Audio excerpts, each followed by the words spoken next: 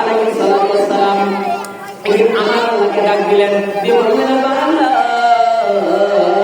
এই জামানার মধ্যে আমি ঈসা নামক কোন আমলি ব্যক্তি আছে কিনা, বুজুর্গ ব্যক্তি আছে কিনা। আমার আল্লাহ বলে চাই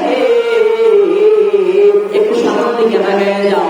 আমার ভাইয়েরা হযরত ঈসা আলাইহিস সালাতু ওয়াস সালাম একটু সামনের দিকে আগে গেলেন। আগে যাওয়ার পরে বিশাল একটা পাথর পেলেন, সাদা ভক্ত ব্যক্তি পাথর পেলেন। আমার ভাইয়েরা গভীর কান্না লাগা বন্ধুরে হযরত ঈসা আলাইহিস সালাতু ওয়াস সালাম একটু সামনে আগে গেলেন। আগে যাওয়ার পরে দেখি বিশাল একটা পাথর।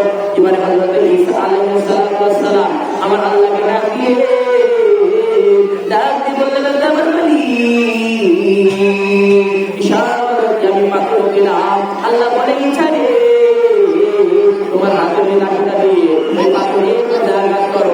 এবার পাথরে আঘাত করা হলো। ও মায়ের আঘাত করার সঙ্গে সঙ্গে পাথরটা দুই টুকরা পরিণত হলো।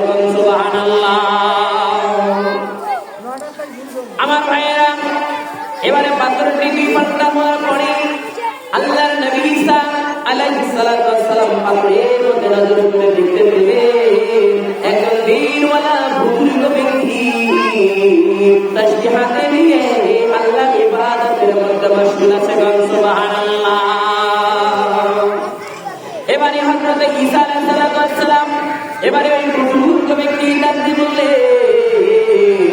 ও আল্লাহর বুজুর্গ ব্যক্তি, এই পাথরের মধ্যে আপনি করেন কি?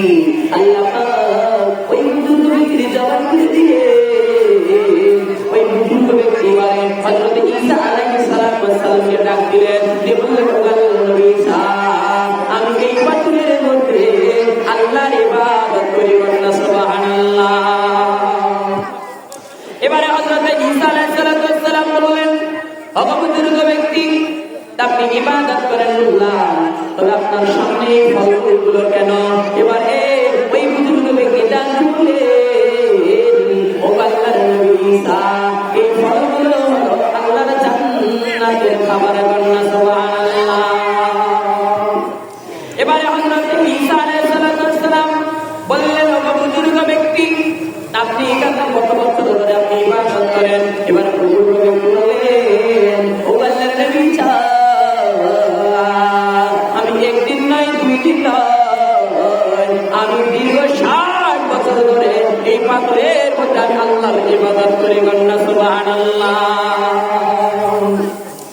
আমার ভাইয়েরা এবারে হযরত ঈসা আলাইহিস সালাতু ওয়াস সালামকে এবারে ওই বুজুর্গ ব্যক্তি বলার সঙ্গে সঙ্গে এবারে হযরত ঈসা আলাইহিস সালাতু ওয়াস সালাম চিন্তার মধ্যে পড়ে গেলেন আর বললেন, আল্লাহ গো, আমি ভেবেছি আমি ঈসা নয় বুজুর্গ ব্যক্তি, আমি হযরত ঈসা নয় আমরওয়ালা ব্যক্তি। আল্লাহ গো, না না না, এখন দেখতে পারতেছি আমি ঈসার চাইতে আমলি ব্যক্তি আরো এই পৃথিবীর জমিনে বেঁচে আছে।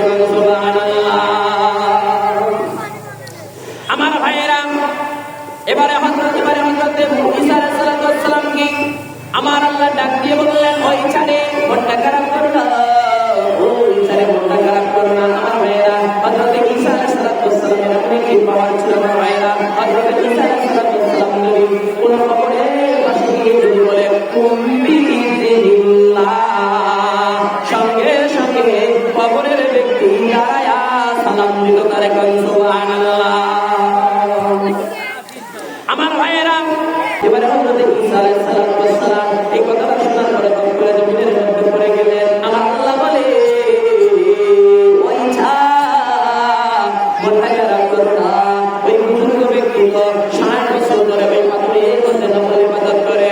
ওই ঈসা রে, আমি আল্লাহ জানিয়ে দিলাম, আমার হাবিবের উম্মতগুলো যদি ওই দুনিয়ার মধ্যে যদি ওই পৃথিবীর জমিনে যদি সবে বরাতের রাত্রি যদি জাগরণ হতে পারে, সবে বরাতের রাত্রিটা যদি ইবাদতের মাধ্যমে কাটিয়ে দিতে পারে, কুরআন তিলাওয়াতের মাধ্যমে কাটিয়ে দিতে পারে, নফল ইবাদতের মাধ্যমে কাটিয়ে দিতে পারে, নফল নামাজের মাধ্যমে কাটিয়ে দিতে পারে, ওই ছাড়ে আমি বলে দিলাম আমার ওই হাবিবের উম্মত আর উম্মতি লাগে এই 60 বছর ধরে পাথরের মধ্যে ইবাদত করা ব্যক্তির চাইতে ওই এক রাতের আমল তাদের জন্য বেশি হয়ে যাবে। সুবহানাল্লাহ। হযরত ঈসা আলাইহিস সালাম অবাক হয়ে গেলেন, সিজদার মধ্যে পড়ে গেলেন। এবার সিজদার মধ্যে যাওয়ার বললেন, আপনি আমার নবী বানাইছেন কেন? আপনি যদি আমার নবী না বানায়